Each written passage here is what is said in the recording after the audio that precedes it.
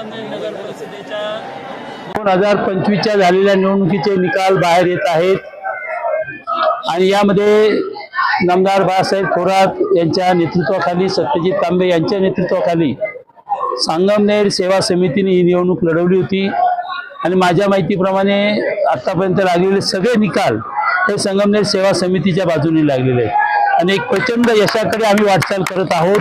नगराध्यक्ष सुद्धा चांगल्या मोठ्या मताधिक्याने पुढे आहेत, मैथिली तांबे, त्यामुळे आम्ही एका चांगल्या यशाकडे वाटचाल करत आहोत। माझी खात्री आहे की आम्ही निश्चितपणाने प्रचंड मताधिक्याने विजयी होऊ।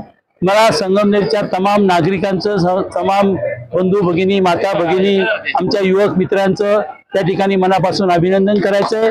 या यशाचं श्रेय सत्यजित तांबे यांचं आहे, नामदार बाळासाहेब थोरात यांचं आहे। त्या दोघांनी सुद्धा या निवडणुकीमध्ये अत्यंत चांगलं नियोजन केलं, सर्व कार्यकर्त्यांना त्या ठिकाणी प्रोत्साहन दिलं आणि डॉक्टर हर्षल तांबे असेल त्या सर्वांनी पाठीमागची बाजू सुद्धा अत्यंत चांगली केली। आमच्या सर्व कार्यकर्त्यांचं मला मनापासून अभिनंदन करायचंय। कार्यकर्त्यांनी रात्रीचा दिवस करून हे यश मिळवलेलं आहे, तर मला आधी कार्यकर्त्यांचं अभिनंदन करू दे मित्रा।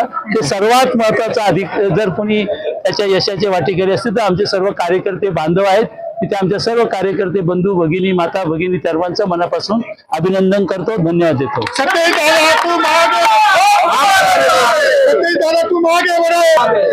तुम आगे बढ़ो, हम तुम्हारे साथ।